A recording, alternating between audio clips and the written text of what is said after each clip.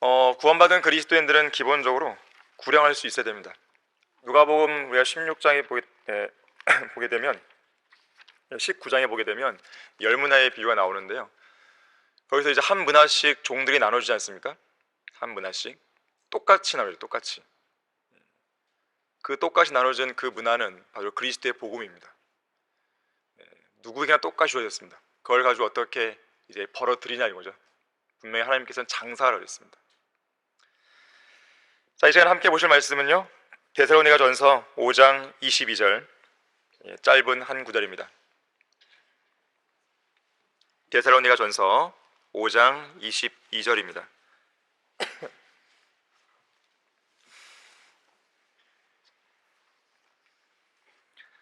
자, 22절에서 악은 어떤 형태이든지 피하라. 악은 어떤 형태이든지 피하라. 말씀을 위해서 다 같이 기도하시겠습니다. 감사하신 아버지 하나님, 오전에 이어 이 오후에도 영과 진리로 경배를 드릴 수 있는 소중한 계기를 마련해 주셔서 감사드립니다. 우리의 마음을 주님 한 분만으로 가득 채워 주십시오. 우리의 마음이 주님 한 분께로만 향하길 원합니다. 늘 주님을 첫째로 사랑하고 또 첫째로 두려워하는 가운데 우리의 남은 생애를 살아가길 원합니다. 우리는 죄를 지어서는 안 되는 것입니다. 성경대로 믿는 그리스도인으로서 의를 하며 살아야 되는 것입니다. 이 시간 이 설교를 통해서 죄가 가져오는 그 폐해가 얼마나 심각한 것인지 우리가 다시 한번 인지할 수 있는 계기가 되게 해주시고, 우리 모두 잘 성장할 수 있는 좋은 계기로 삼게 해주십시오. 피곤치 않도록 붙들어 주시고 마귀의 공격으로부터 보호해 주십시오. 주 예수 그리스도 이름으로 기도했습니다. 아멘. 본문에 있는 대로요, 악은 어떤 형태든지 피하라, 이 제목으로 설교하겠습니다. 인생에서 가장 큰 문제는 죄입니다. 죄로 인해 인간은 타락했죠. 셋째 하늘에 계신 하나님의 영광에 이르지 못했고 결국 죽어서 모두 지옥으로 가게 됩니다. 죄 중에서 가장 크고 심각한 죄가 뭔지 아십니까? 믿지 않는 죄입니다. 예수 그리스도를 구주로 믿지 않는 바로 그 죄가 인간을 하나님으로부터 영원히 분리시키는 거예요. 술을 많이 마셨다고 해서 지옥 가는 게 아니에요. 간음을 했다고 해서 지옥 가는 게 아닙니다. 간음자일지라도 예수 그리스도를 믿었으면 구원받게 되는 것이죠. 술정배라도 예수 그리스도를 믿으면 구원받게 되는 것이에요. 예수 그리스도를 믿지 않았기 때문에 지옥 가는 것입니다. 그 어떠한 선을 행하고 그 어떠한 의를 행했다 하더라도 예수 그리스도를 믿지 않은 그 죄가 그 사람으로 하여금 하나님으로부터 영원히 분리되게 만들어버리는 것이에요. 거듭난 그리스도인의 생애에도요, 역시 가장 큰 문제는 죄입니다. 물론 죄가 이미 구원받은 성도를 지옥으로 보내지는 못하죠. 하지만 많은 것들을 잃게 합니다. 구원만 빼고 그 모든 것들을 잃게 만들 수 있는 게 바로 죄예요. 간증을 잃게 만들죠. 하나님과의 교제를 잃게 하죠. 상급을 빼앗기게 만들죠. 유업을 잃어버리죠. 기쁨, 평안, 기도의 응답이 안 되죠. 생애 보장이 없죠. 하나님께서 우리를 보호하시는데 죄만 짓고 사는 성도를 하나님께서는 보호하지 않으시는 것입니다. 건강을 잃죠.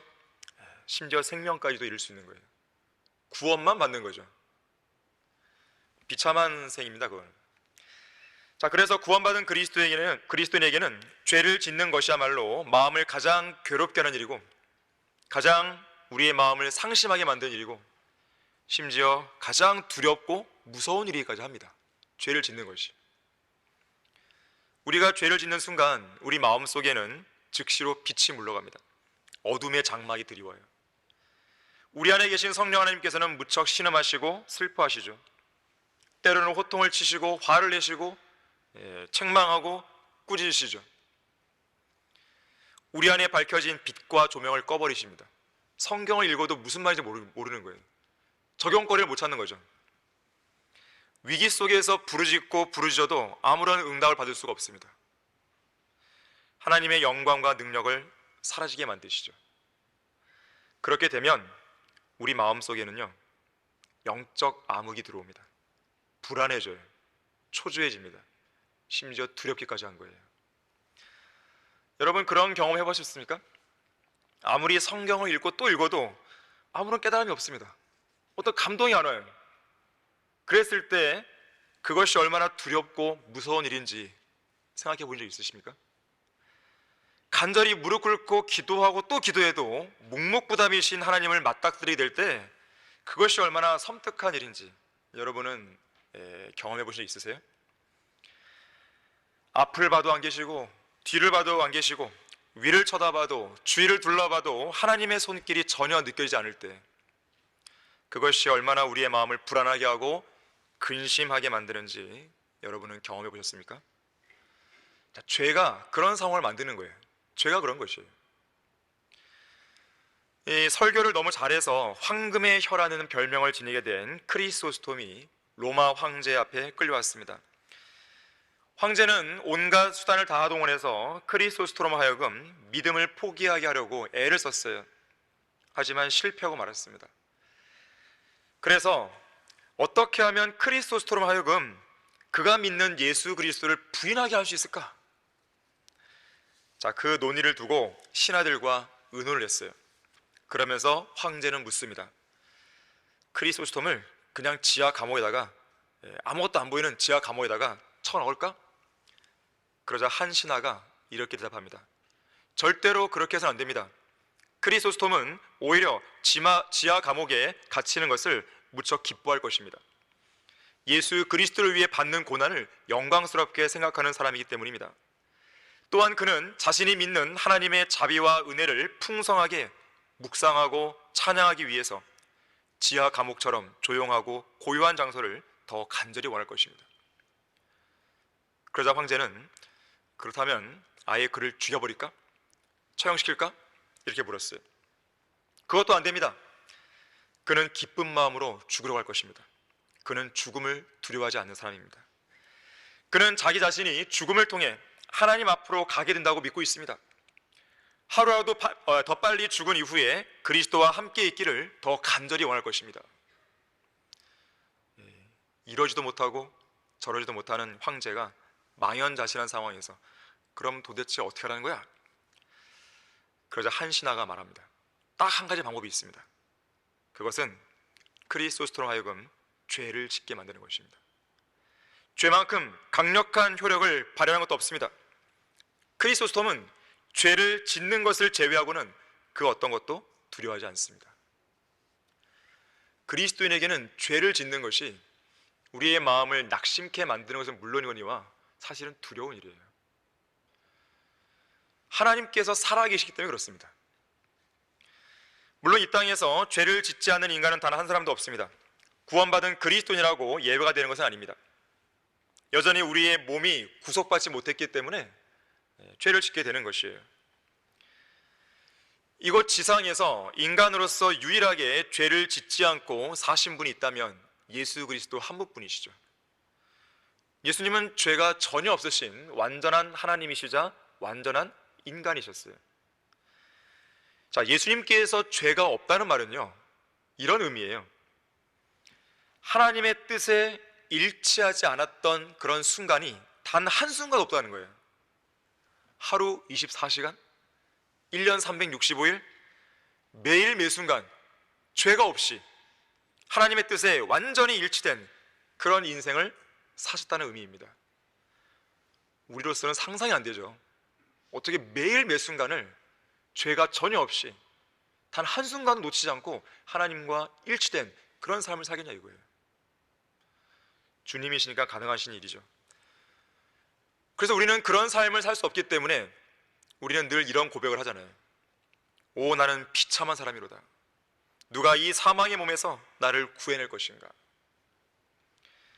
자, 하지만 예수님께서는 하나님의 뜻에 반대되는 그 어떤 일도 행하시지 않았습니다. 하나님의 길에서 벗어난 그 어떤 일도 행하지 않으셨어요. 하루 24시간 내내 늘 하나님과 조화를 이뤘고 철저히 하나님께 순종하셨고 그런 동일한 입장을 늘 한결같이 유지하셨던 것이에요. 베드로전서 1장 19절에서는 흠도 없고 점도 없는 어린 양 같은 분이라고 말씀하고 있습니다. 흠도 없어요. 점도 없어요. 히브리서 7장 26절에서도 거룩하고 악이 없으며 더러움이 없고 죄인들에게서 성별됐다고 그랬습니다. 거룩이신 분이에요. 거룩한 하나님이십니다. 그 안에 전혀 어두움이 없으시고 정결한 눈을 가지신 거룩하신 하나님께서는 어두운 밤에 혼자 은밀한 장소에서 몰래 죄를 짓는 그런 사람들을 다 지켜보고 계시는 거예요.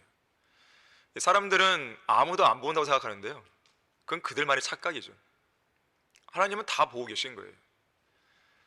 특히 그리스도인이 죄를 짓는다는 것은요, 어떤 의미냐면요, 내 안에 계신 주님이 계시잖아요. 주님과 함께 죄를 지으러 가는 거예요. 지금요,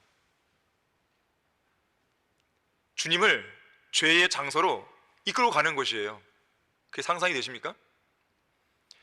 하나님께서 내 앞에 보시는 가운데 내가 정말 간땡이가 부었듯이 죄를 막 짓고 있는 것이에요. 그냥 그 생각을 여러분은 늘 하셔야 됩니다. 무언가 죄의 유혹이 오고 죄를 지으려는 그 찰나에 주님이 나를 지금 보고 계시지, 이걸 딱 생각을 해야 돼요. 죄를 짓는 그 순간에는요, 잠시 멈추셔야 됩니다. 잠시 멈추고 내가 이것을 했을 때의 그 결과를 생각해 보셔야 돼요. 그냥 무작정 일을 벌이면 안 됩니다. 자, 그렇게 거룩하신 하나님께서는 거룩하게 된 성도들을 향해서 오늘 본문에 나오듯이 악은 어떤 형태든지 피하라 했어요. 이거는 죄를 짓지 말라, 이거 이상의 의미를 갖고 있습니다. 나에게는 죄가 아닌 것처럼 보일지라도 그것이 어떤 누군가를 실족해 하는 그런 일이라면 그것도 피하라는 거예요. 악은 어떤 형태든지 하지 말라는 거예요. 굳이 해야 될 이유가 없다는 것이죠. 여러분 스스로 죄를 즐기기 위해서 자기 정당화 작업을 하면 안 됩니다. 어떠한 이유를 들먹이면서 자기 정당화를 하거나 자기 방어를 하거나 결국 그래서는 안 돼요. 그러면 그 사람은 개선점을 찾을 수가 없어요. 주님께서 하지 말라고 했다면 있는 그대로 안 하는 것이에요. 그것이 안전합니다. 자, 죄가 가장 큰 문제예요. 첫 번째로 이 죄는 우리가 잘 알듯이 기도 응답을 방해합니다. 우리는 기도를 통해 살아야 되는데 기도 응답을 방해하는 요소가 죄예요. 여러분이 기도가 응답되지 않는 이유들 95% 이상이요, 다 죄 때문이에요. 다른 이유는 거의 없습니다. 대부분은 죄 때문에 그런 거예요. 자기 그 당사자의 문제입니다. 다른 외부적인 요인을 들먹일 필요도 없어요. 이것 때문에 기도가 응답이 안 됐다, 그런 거 없어요. 가장 큰 문제는 자기 안에 있는 죄예요. 그걸 먼저 해결해야 됩니다. 보라, 주의 손이 짧아서 구원하지 못하심도 아니요 그의 귀가 둔하여 듣지 못하심도 아니라 오직 너희 죄악들이 너희와 너희 하나님 사이를 나누었고 너희 죄들이 그의 얼굴을 너희로부터 가렸기에 그가 듣지 아니하심이라. 안 들으시는 거예요. 듣기 싫어하시는 것입니다. 죄인들의, 악인들의 그 기도를 듣기 싫어하는 거예요. 귀를 막아버리시는 겁니다. 그런 자들의 기도는요, 그냥 귀에 막 앵앵거리는 소리, 그런 소리예요. 듣기 싫은 거잖아요. 하나님이 싫어하시는 것이죠. 자, 우리는 기도가 없으면요, 영적인 호흡이 끊어져 버립니다. 자, 그래서 이 죄가 있으면 큰 문제가 되는 거예요. 영적인 호흡이 끊어져 버리는 거예요. 그래서 여러분이 하나님께 기도할 때면 반드시 여러분 안에 자백해야 할 죄들이 있는지를 먼저 항상 물으세요. 주님, 제가 혹시라도 간과한 죄가 있습니까? 제가 놓친 것이 있습니까? 알려주십시오. 그럼 그것이 있다면 하나님께서 알려주실 것이 즉시로 깨닫게 해주십니다. 그러면 그걸 반드시 예수 그리스도의 보혈을 통해서 신속하게 처리를 해야 됩니다. 영국의 청교도 사역자 매튜 헨리가 이런 말을 했습니다. 기도가 응답되지 않는 것은 순전히 자기 자신 때문이다. 마음 문 앞에 서서 그 문을 자기 뒤로 닫아버리고는 자비로우신 하나님의 손길이 닿지 못하도록 방해하고 있다 그랬어요. 죄악의 방해물이에요. 에스겔서에 보게 되면 죄악의 방해물이라는 표현이 나와요. 기도 응답이 안 되는 방해물이에요. D.L. 무디도 이렇게 말했어요. 마음의 죄악을 생각하고 있거나 그저 무미건조하고 무의미하게 죄를 자백하고 있다면 기도 응답을 요구할 권리가 없다 그랬어요.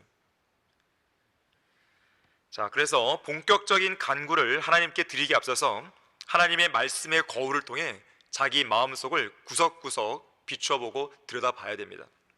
그리고 기도가 응답되지 않는 그 이유를 면밀하게 살펴야 되는 것이죠. 내가 내 마음의 죄악을 생각하면 주께서 내게 듣지 아니하시리라. 시편 66편 18절입니다. 여러분에게 인생에 문제가 생긴다면 하나님께 겸손히 나아가서 무엇이 문제인지 보여주시라고 기도하세요. 그럼 대부분은 죄예요. 마음의 중심에 하나님은 없고 자기 중심적으로만 생각하는 사람들은 자신의 죄가 알려져도 무엇인가 깨달지 못하는 거예요. 깨닫지 못하니까 자백도 안 하죠. 자백도 안 하니까 결국 기도가 응답이 안 되는 거예요. 하지만 그 반대로 자기 자신은 십자가에 못 박힌 상태로 죽어 있고 예수 그리스도께서만 그 안에 살고 있는 성도는 자기의 죄를 올바르게 깨닫고 자백하게 됩니다. 언제나 순수한 양심과 정결한 마음으로 하나님 앞에 나아갈 수 있는 거예요. 이 구원받은 그리스도인, 또 성령으로 충만한 그리스도인은요, 이 죄에 대해 민감하게 되어 있습니다. 전에는 죄가 아니었던 것들이 이제는 막 죄가 되는 것이에요. 그런 경우들이 많이 있습니다. 전에는 죄로서 여겨지지 않았던 그런 것들도 이제는 죄처럼 여겨지는 것이에요. 그만큼 죄와 악에 대해서 민감해진 것이에요. 그건 좋은 현상입니다. 그래야만 더 큰 죄로부터 자신을 보호할 수 있기 때문에 그렇습니다. 작은 죄 하나를 타협하면요, 그 다음 죄에 대해서 둔감해집니다. 또 그걸 또 하게 되면 그 다음 큰 죄에 대해서 둔감해져 버려요. 결국 그 사람은 엄청난 죄를 짓게 되는 것이에요. 바늘도둑이 소도둑된다는 그런 속담이 괜히 나온 게 아니에요. 다 성경에서 비롯된 것이죠. 자, 자백은 단순히 죄를 고백하는 차원에서 그치면 안 됩니다. 자백은 온전한 회개로 연결되었을 때야 의미가 있어요. 죄 짓고 자백하고, 죄 짓고 자백하고. 아니 도대체 언제까지 그럴 거냐 이거예요. 언제까지? 여러 가지 다른 죄도 아니고 똑같은 죄를 가지고 죄 짓고 잘못했습니다. 죄 짓고 또 잘못했습니다. 아니 도대체 언제까지 그럴 거냐 이거죠. 주님 앞에 불을 발 때까지? 하늘나라 갈 때까지요? 어느 한순간에서는 이 악순환의 고리를 끊어야죠. 딱 멈춰야 됩니다. 멈출 때 하나님의 복을 받을 수 있는 거예요. 멈출 때 기도 응답이 잘 될 수 있는 거예요. 그래서 죄에 대한 자백은 진정한 회개와 돌이킴으로 연결되어야 그 자백은 자백으로서의 의미가 있는 거예요. 자, 이 죄의 문제, 하나님께 철저히 자백하고 죄로부터 돌이킬 때에만 온전히 해결될 수 있습니다. 오늘날 교회들 대부분이 미지근하고 형식적인 교회들이 된 이유는 죄 때문에 그런 것이에요. 죄를 너무나 쉽게 허용해 버렸습니다. 세상의 문화, 세상의 그런 가치관, 세상의 그런 죄들, 자, 세상적인 것들은 분명히 성경의 근거에 볼 때의 죄란 말이에요. 악한 것이에요. 어떤 형태의 악에도 다 해당되는 것이에요. 그런 것들은. 자, 그런데 그런 것들 버리지 않는다면 과연 그 교회가 멀쩡한 교회가 될 수 있겠습니까?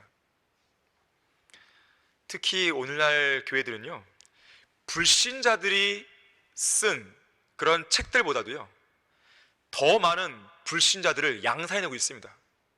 교회가 오히려 죄를 조장하고 있는 거예요. 돈이든지 명예든지 성적인 문제든지, 여러분 뉴스에서 많이 보실 거 아니겠습니까? 신문에서 많이 보실 거 아니겠어요? 대형 교회에서 일하는 그런 비리들, 성적인 타락들, 명예들, 참으로 희한한 시대에 우리는 살고 있습니다.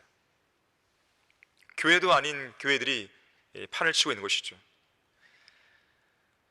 자, 교회들의 강단에서 선포되는 설교가 세상에 믿지 않는 자들의 강단에서 행해지는 그 강의보다도요 더 형편없는 거예요. 어떠한 도전도 못 주는 것이죠. 차갑고 냉랭하죠. 죽은 자를 살리지도 못합니다. 차라리 어떤 세상 좋은 강의들은요 뭔가 도전이라도 주고 이 세상에서 뭔가 성공할 수 있도록 뭔가 열망이라도 부추겨주죠. 이 세상 교회들의 목사들의 설교를 들어보면 그런 것조차도 없는 거예요. 따라가지도 못하는 것입니다. 힘이 없습니다. 왜 그럴까요? 죄 때문에 그런 것이에요. 목사들의 죄가 큰 거예요. 정직한 마음으로 하나님을 붙드는 기도가 절실히 요청돼요. 주님 앞에 정결한 모습으로 서 있어야 됩니다. 만일 우리 마음이 우리를 정죄한다면 하나님은 우리 마음보다 더 크시고 모든 것을 아시기 때문이라. 사랑하는 자들아, 만일 우리 마음이 우리를 정죄하지 아니하면 우리가 하나님 앞에서 담대함을 얻고 무엇이든지 구하는 것을 그에게서 받나니 이는 우리가 그의 계명들을 지키고 그의 목전에 기쁨이 되는 일들을 행함이라. 기도 응답의 조건이에요. 마음이 우리를 정죄하지 않아야 됩니다. 그래야 기도 응답을 받을 수 있어요. 존 버년이 이렇게 말했습니다. 기도는 죄를 멈추도록 이끌지만 죄는 기도를 멈추도록 유혹한다 그랬어요. 성경도 마찬가지예요. 여러분이 성경을 읽으면 성경이 여러분을 죄로부터 보호해 줍니다. 반대로 성경을 읽지 않으면 죄가요, 여러분을 성경으로부터 보호를 해줘요. 자, 성경을 내가 읽느냐 안 읽느냐, 그건요, 성경을 읽느냐 안 읽느냐의 문제는 죄를 내가 안 짓냐 짓냐의 문제로 귀결되는 것이에요. 기도도 마찬가지예요. 그래서 여러분들은 무슨 일이 있어도요, 말씀과 기도의 시간을 사수하셔야 됩니다. 무슨 일이 있어도요. 제가 알고 있는 어떤 사람은 한 끼라도 밥을 안 먹으면 하늘이 노린다 그랬어요. 마치 그 심정으로 여러분들 하셔야 되는 거예요. 내가 지금 말씀을 오늘 안 읽으면 진짜 하늘이 노래져야 되는 것이에요. 큰일 나야 되는 것이죠. 그런 심정으로 말씀과 기도의 시간을 사수하셔야 됩니다. 그래야 여러분 스스로를 죄로부터 지킬 수 있는 거예요. 이 기도응답과 관련해서 가장 간과하기 쉽고 가장 놓치기 쉬운 죄가 무엇인지 아십니까? 여러 가지 다 많이 할 수 있지만 지금 그런 시간이 아니기 때문에요. 가장 놓치기 쉬운 죄가 뭐냐면 용서하지 않는 죄예요. 이 부분에 대해서요, 너무나 쉽게 사람들이 가볍게 넘어갑니다. 그러면서도 나의 기도에 응답해 주십시오, 이렇게 기도하고 있는 거예요. 우리 다 같이 마태복음 5장 23절 24절을 찾아보겠습니다. 마태복음 5장 23절 24절을 보시면,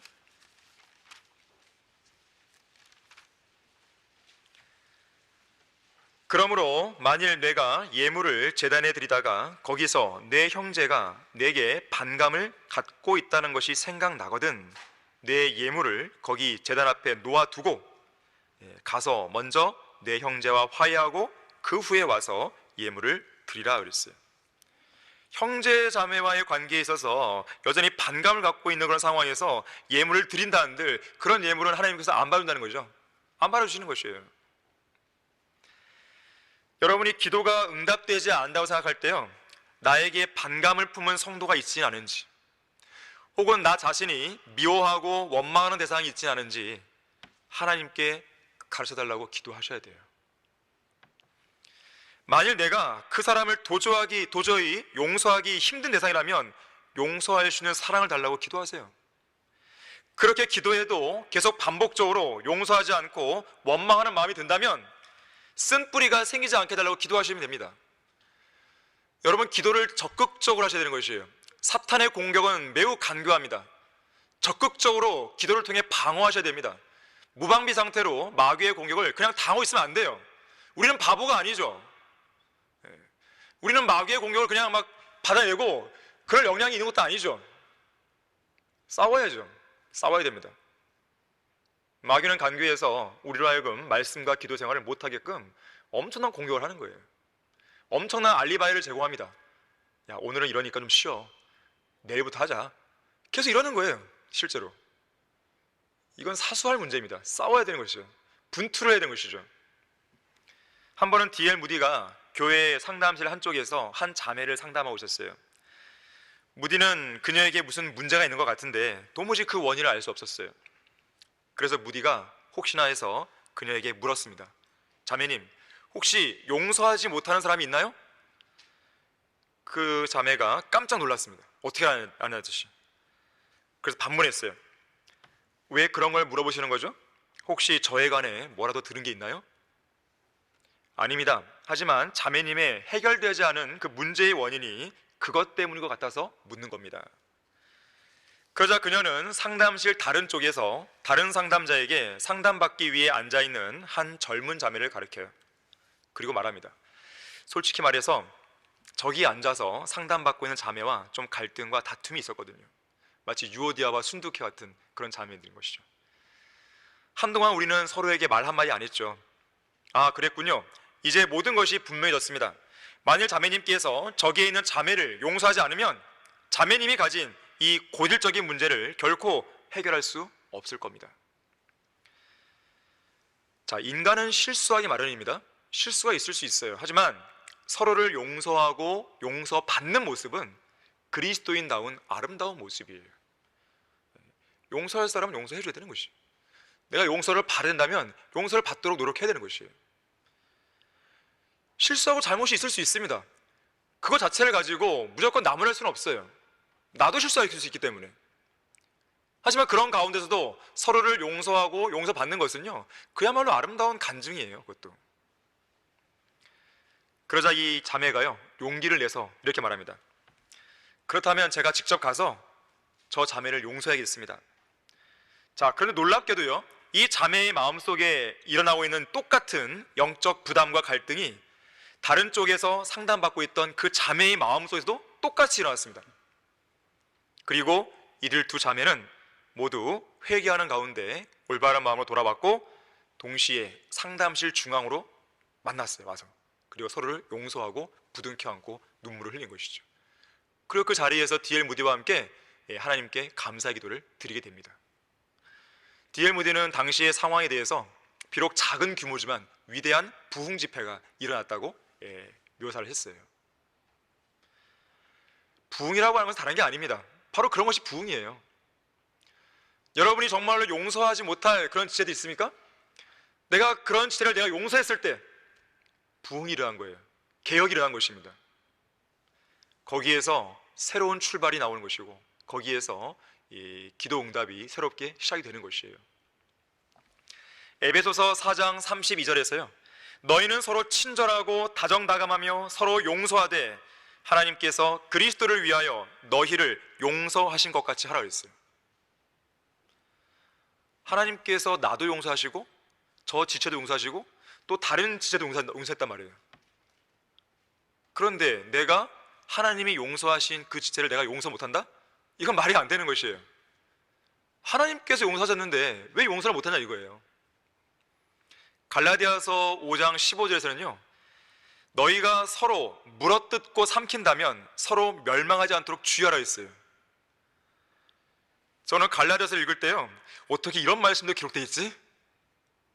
정말로 하나님께서는 인간을 너무나 잘 아시는 분이구나 생각이 들었어요. 정말로 물어뜯고 삼키는 거예요. 이건 공멸이에요. 공멸. 다 같이 죽자는 거예요. 다 같이. 교회 안에 그런 성도들이 많으면 많을수록요, 또 그런 가운데서 분파가 많이 이루어지면 이럴수록 그건 교회를 망하게 하는 길입니다. 그 당사자의 책임이에요. 교제를 해쳐버리는 것이죠. 자, 우리의 기도가 응답되지 않는 근본적인 원인은 멀리 있는 게 아니에요. 여러분의 마음속을 보십시오. 그 마음속에 대부분의 원인들이 다 들어있습니다. 어떤 원한의 흔적도, 그대로 갚아주겠다는 어떤 복수심도, 용서에 관한 한 마음속에 그 어떤 악의도 남아있으면 안 돼요. 주님께서 여러분의 죄에 대해 어떤 건 용서하시고 어떤 건 남겨두셨나요? 나중에 두고 보자 이러면서? 그렇지 않잖아요. 그렇다면 우리도 누군가를 용서한다고 했을 때에 어떤 거 하나 남는 게 있으면 안 되는 거예요. 완전한 용서죠. 죄가 가장 큰 문제입니다. 두 번째로, 죄는 하나님의 자녀들을요, 낙심하게 만들어요. 좌절하게 만듭니다. 낙심하고 좌절한 성도들이 사실 많아요. 알게 모르게. 그렇기 때문에 주님을 위해서 선뜻 열심히 일할 생각을 못하는 거예요. 너무나 낙심이 있어갖고요, 너무나 좌절감이 커서 주님을 위해 다시 못 일어나는 것입니다. 그냥 그대로 주저앉아 버렸어요. 앉은 뱅이 그리스도인이 너무 많은 것이죠. 그 자리를 일어나야 되는 것이에요. 떨치고 일어나야 되는 것이에요. 우리 다 같이 시편 40편 12절 보겠습니다. 시편 40편 12절 말씀을 보시면,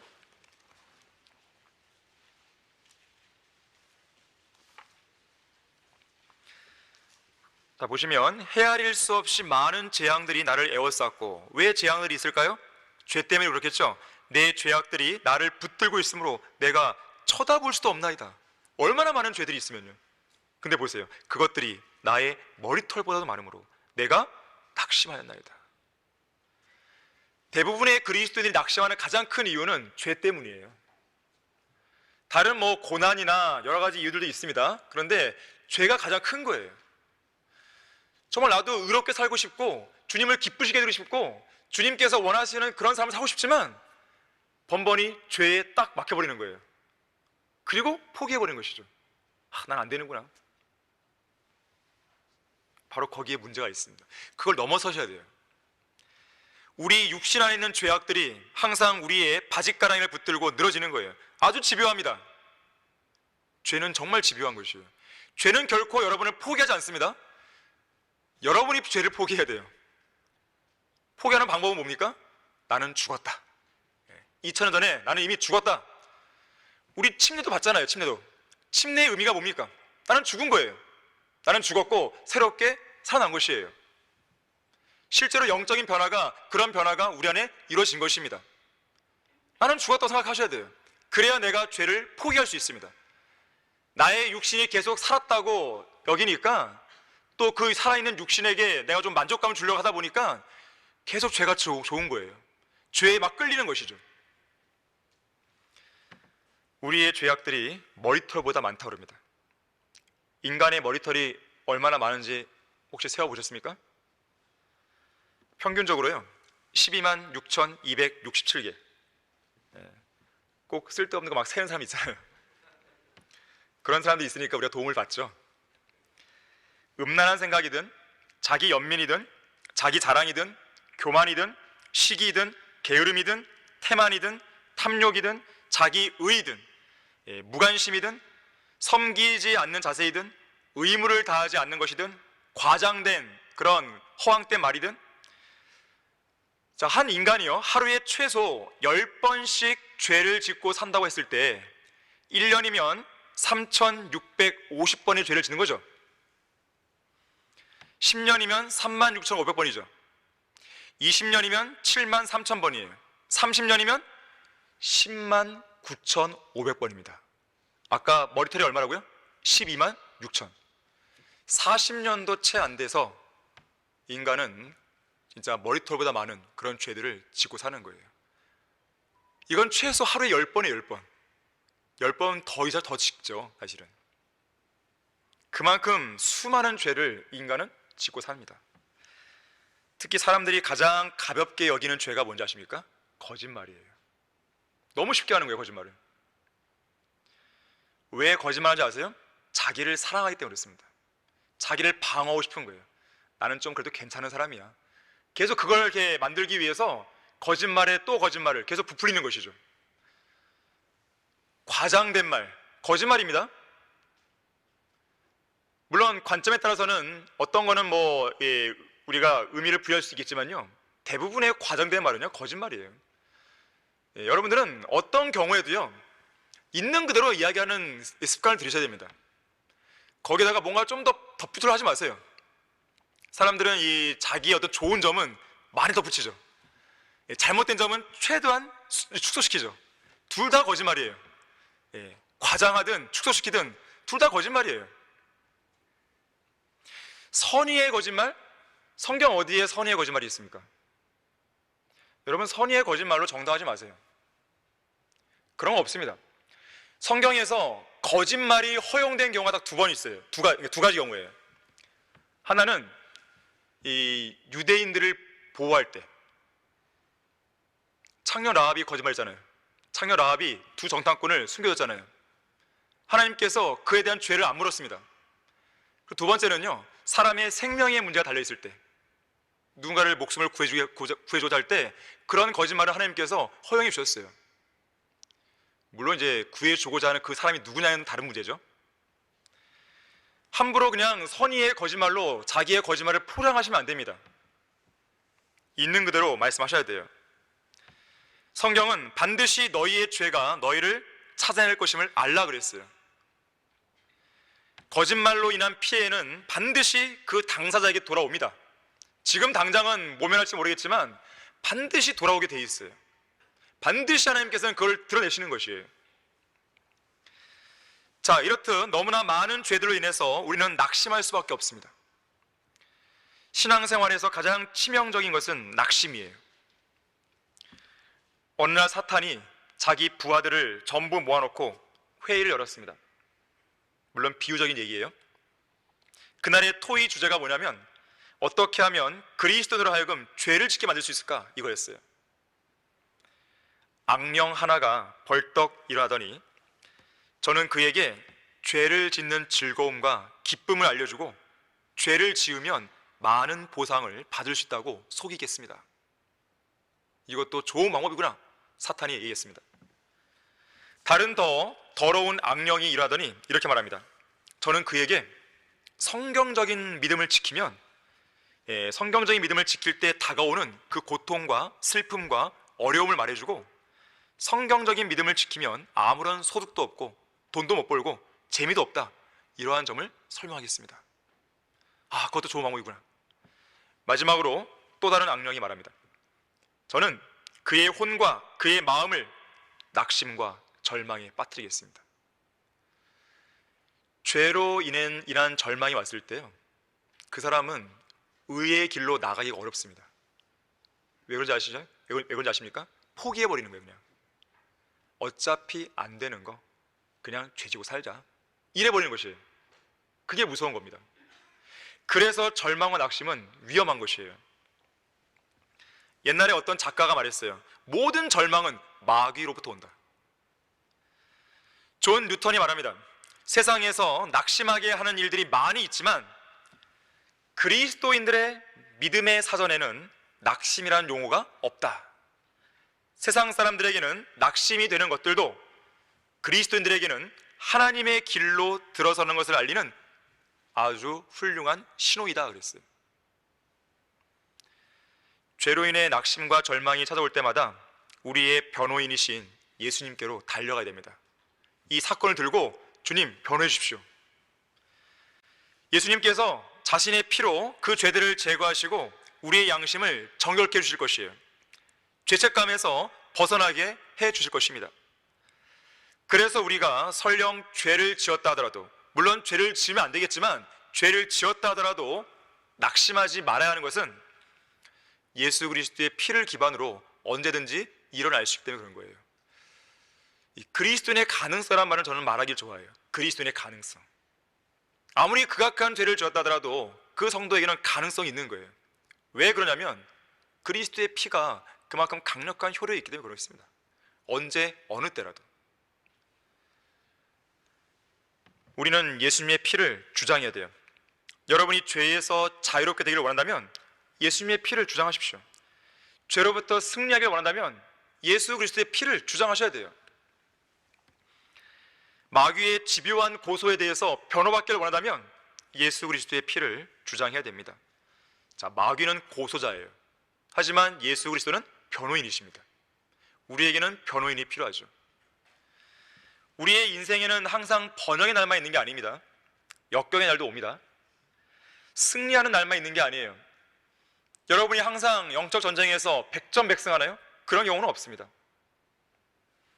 자신의 죄로 인한 쓰라린 패배와 좌절을 맛보는 그런 순간이 반드시 옵니다. 히브리서 11장에 믿음의 전당에 올라간 믿음의 사람들을 보세요. 비록 히브리서 11장은 믿음의 장이기 때문에 그들의 잘못된 부분이나 실수는 전혀 기록이 안 돼 있어요. 예수 그리스도의 피로 다 가려졌기 때문에. 하지만 그들의 생애를 구약에서 찾아보면 그들도 우리와 똑같은 인간이었음을 알게 됩니다. 죄를 지은 적이 있었고 실패한 적이 있었고 낙심하고 절망했던 순간이 그들에게 있었어요. 자, 분명 우리에게도 선지자 엘리야처럼 이세벨이 그를 죽이겠다고 위협하는 그런 정도의 극심한 압박이 우리의 마음을 짓누를 수 있습니다. 다윗처럼 마음이 쇠잔해지고 절망에 사로잡히는 순간에 직면할 수 있어요. 어쩌면 사도 바울처럼 극심한 압박으로 인해서 견딜 힘마저 잃는 그런 순간을 경험할 수 있습니다. 그런 상황에 처했을 때 잠시 슬퍼할 수는 있어요.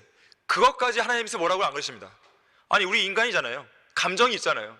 왜 슬퍼할 수 없겠어요? 왜 눈물이 안 나겠습니까? 그러나 하나님께서는 삶의 절망, 낙심, 결코 그것을 하지 말라고 말씀하시는 거예요. 누가복음 18장 1절에서 항상 기도하고 낙심하지 말라고 그랬어요. 고린도후서 4장 1절에서 사도 바울은 나는 낙심하지 않노라 그랬어요. 갈라디아서 6장 9절에서도 선을 행하다가 낙심하지 말지니 그랬어요. 왜요? 때가 되면 열매를 거두니까. 심지어 히브리서 12장 5절에서는 하나님의 책망을 받을 때조차도 낙심하지 말라고 그랬어요. 낙심은 죄악으로 인해 좌절한 성도들을 완전히 주저앉게 만드는 사탄의 무기입니다. 낙심은 죄로 인해 패배한 성도들이 다시는 일어나지 못하도록 만드는 마귀의 강력한 무기예요. 죄로 인해 낙심이 찾아올 때 그것은 하나님이 주시는 감정이 아닙니다. 분명 주님은 낙심하지 말라 그랬잖아요. 그러면 그 감정은 마귀가 주는 것임이 분명한 거예요. 그걸 빨리 떨쳐버려야 됩니다. 여러분의 감정에 매몰되어 있으면 안 돼요. 여러분의 감정에 휘말리면 안 됩니다. 그리스도인은 감정에 따라 사는 사람이 아니에요. 의인은 믿음으로 말미암아 살리라요. 우리의 감정은 올바른 믿음이 있을 때 올바른 감정이 나올 수 있는 거예요. 올바른 감정을 통해서 믿음을 가져오는 게 아닙니다. 올바른 믿음을 통해서 올바른 감정을 낳게 만들어야 돼요. 순서가 바뀌면 안 돼요. 그렇게 하기 위해서는 내가 그만큼 낙심을 이길 수 있는 그 근거가 되는 말씀들을 많이 알고 있어야 됩니다. 그 말씀을 내가 신뢰하고 있어야 돼요. 그 중에 두 개의 본문을 여러분에게 말씀드리려고 하는 것이에요. 미카서 7장 7절 8절이에요. 미카서 7장 7절 8절 한번 찾아보겠습니다.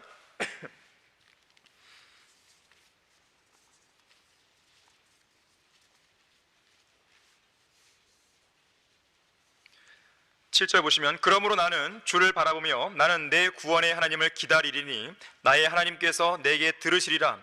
오 내 원수야 나를 대적하여 기뻐하지 말라. 내가 쓰러진다 해도 일어날 것이요 내가 어두움 가운데 앉을지라도 주께서는 내게 빛이 되시리라. 물론 이것은 이제 재림 때에 이스라엘의 회복을 보여주는 교리적인 내용이에요. 근데 이것을 우리가 영적인 적용으로 얼마든지 적용할 수 있는 것입니다. 우리의 대적인 원수 사탄이 우리를 향해서 기뻐할 것입니다. 우리가 낙심할 때마다 아주 쾌재를 부를 것이에요. 그때마다 내가 쓰러진다 해도 나는 일어날 거란 거죠. 내가 어두움 가운데 앉아 있어도 주님은 나에게 빛이 되시는 것이죠. 하나 더 보시면 시편 42편 11절입니다. 시편 42편 11절 말씀 보시면 오 내 혼아 어찌하여 내가 낙담하느냐 어찌하여 내가 내 안에서 불안해하느냐.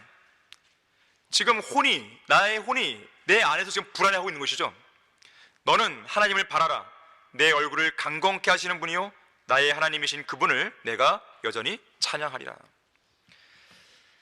낙담이 사탄이 사용하는 강력한 무기라면 예수 그리스도의 보혈은 그 낙담을 이기기 위해서 우리가 사용할 수 있는 강력한 무기입니다. 우리의 강력한 무기가 사탄의 무기가 지닌 가공할 만한 위력을 능가하는 것이에요. 예수 그리스도의 보혈의 능력입니다. 우리 모두는 하나님과 교제할 때 예수 그리스도의 보혈로 인해서 거리낌 없는 양심을 가질 수 있는 거예요. 우리의 양심에 불안을 느끼거나 죄책감이 들면 하나님과 멀어지기 쉽겠죠. 그때마다 그리스도의 보혈을 묻히는 것이죠. 적용하는 것이에요. 그리스도의 피의 능력을 기억해야 됩니다. 물론 하나님께서는 우리 앞에 우리가 지은 죄들을 낱낱이 다 공개할 수 있어요. 그와 동시에 그 낱낱이 공개된 모든 죄들을 그분의 피로 다 제거할 수 있는 분이에요. 자신감을 가지시죠. 하나님의 은혜 안에서 강건해야 되는 것이에요. 하나님의 은혜라고 하는 것은 그리스도의 피를 통해 이룩된 것입니다. 하나님께서 택하신 자들에게 누가 혐의를 씌우리요? 의롭다 하시는 분은 하나님이시나 누가 정죄하리요? 죽었다가 다시 살아나신 분은 그리스도시라. 그분은 또한 하나님의 오른편에 계셔서 우리를 위하여 중보하시니라. 마귀가 여러분을 고소합니까? 그러면 이 말씀을 들이미십시오. 누가 나를 정죄하리요? 나를 의롭다 하시는 분이 계시는데 누가 나를 정죄하냐 이거예요. 예수 그리스도의 피를 통해서 나를 의롭다라고 인정하시는 그분이 계시는데 너가 사탄이라고 해서 나를 정죄할 수 있느냐 이거예요. 응수하셔야 돼요. 응수. 자, 죄가 가장 큰 문제입니다. 세 번째로 죄는 마귀가 우리 안에 들어올 수 있도록 해주는 통로가 됩니다. 어떤 문이 되는 거예요. 문. 영국 런던에 살고 있는 4살짜리 한 어린 소녀가 잘못 넘어지는 바람에 이 손목이 부러졌어요. 그런데 이 소녀가요, 엄마에게 손목을 보여주면서 너무나 태연하게 말합니다. 엄마 보세요, 제 손목이 이상하게 구부러져 있어요. 손목이 부러졌는데 이 소녀의 눈에는 눈물도 안 고였어요. 통증을 못 느끼는 겁니다. 이 소녀가 6살이 됐을 때 부모는 그 딸이 다리를 절뚝거리며 걷고 있는 걸 눈치챘습니다. 병원에서는 넓적다리에 금이 갔다고 말했어요. 그런데 이 소녀는 통증을 못 느낍니다. 이제 소녀는 14살이 되었어요. 이제는 놀다가 손목이 부러지거나 다리에 금이 갈 만큼 부주의한 그런 행동을 하는 나이는 아니에요. 그런데 종종 이 손등에 물집이 생기거나 화상 자국이 생길 때가 있었습니다. 그런데 이 여인은 그런 상처를 볼 때마다 이렇게 말해요. 어떻게 하다가 이렇게 됐지? 통증을 못 느낍니다.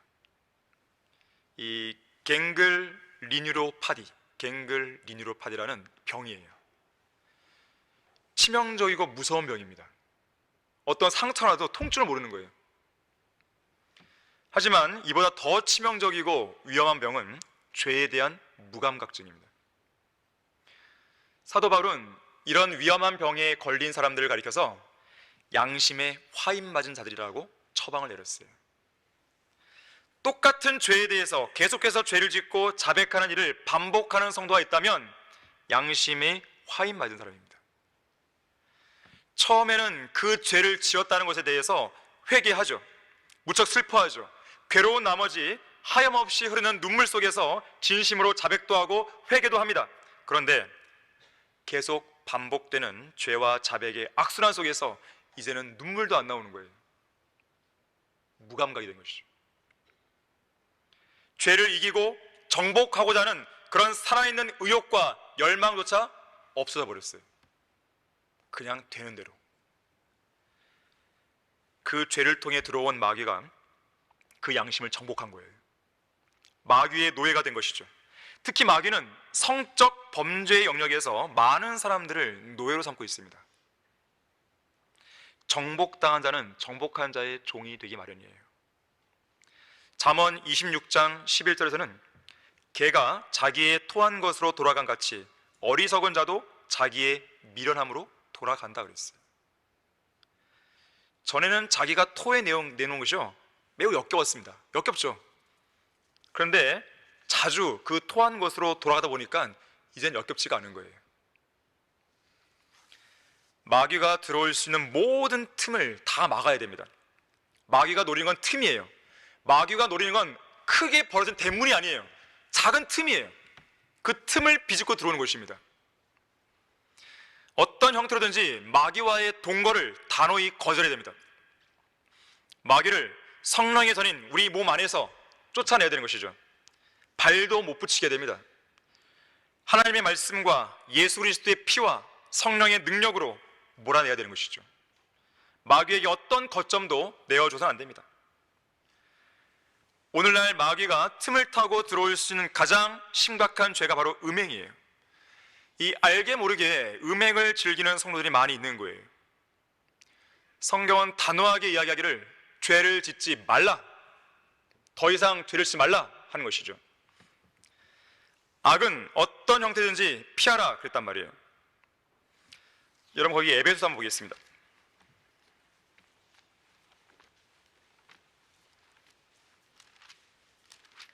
자, 에베소서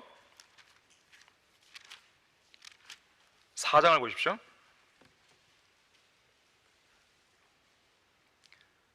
자, 4장 17절 보시면요, 그러므로 내가 이것을 말하고 주 안에서 증거하노니 너희는 더 이상 다른 이방인들처럼 허망한 마음으로 행하지 말라. 그들 마음의 완고함 때문에 그들 안에 있는 무지를 통하여 하나님의 생명에서 멀리 떨어졌고 그들의 명철은 얻어졌으며 감각을 상실하여 자신을 방탕에 내어주어 욕심으로 모든 불결한 것을 행하느니라. 그러나 너희는 그리스도를 그렇게 배우지 아니하였느니라. 감각을 상실합니다. 어떤 사람은 이 포르노에 탐닉해 있어요. 그것은 실제적으로나 영적으로나 일종의 우상 숭배이자 바알 숭배와 똑같아요. 그런 음행을 통해서 정욕과 음란한 영이 들어올 수 있는 문이 열리는 것이죠. 틈이 벌어지는 것입니다. 그 외에도 마술, 주술, 최면술, 우상 숭배, 분노, 신랄함, 용서하지 않는 모습, 극단적인 질투, 도박, 탐욕, 술 취함, 마약, 험담, 소문을 퍼뜨리기, 부모에게 반역하고 부모를 저주하는 것 등등, 그런 다양한 경로를 통해서 마귀는 여러분 안으로 진입하려고 노력을 하는 것이에요. 그런 문이 열리지 않게 되는 것이죠. 결국 그렇게 죄가 들어올 수 있는 통로가 제공되면 그것은 곧 영적 전쟁의 패배로 이어집니다. 그래서 죄가 있으면요, 원수들 앞에 설 수가 없어요. 그래서 죄인은 담대할 수가 없는 거예요. 하지만 그리스도인은 예수 그리스도의 피로 죄가 씻긴 사람들이기에 원수들 앞에서 담대할 수 있습니다.